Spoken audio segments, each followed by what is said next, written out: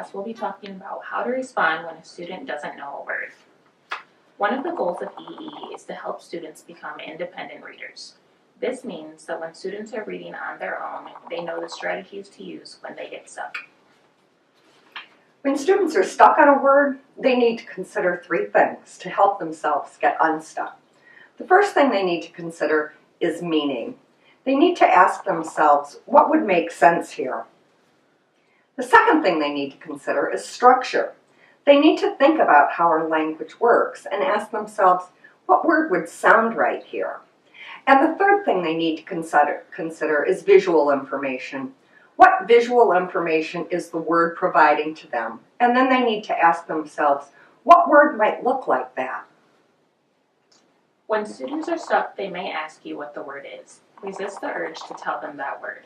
We want to provide students with a prompt that will call them to action in solving the word using meaning, structure, and visual information from the book or the word.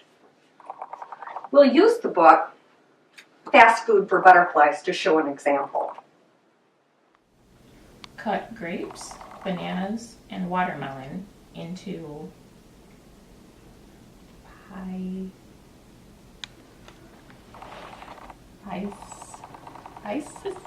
Oh, you're almost right. Let's look at that word.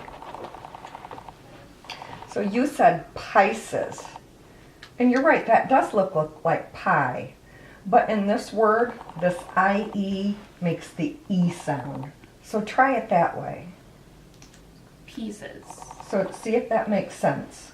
Cut grapes, bananas, and watermelon into pieces. Are these pieces? Yes. Does pieces make sense there? Yes. And that looks like the word pieces? Yep. You're right. Good job. Struggling students are often passive when it comes to problem solving and their reading. We want to encourage them to take action, take risks, and call upon what they already know and apply it to solve as they read. We want them to have strategies to use when they are reading on their own.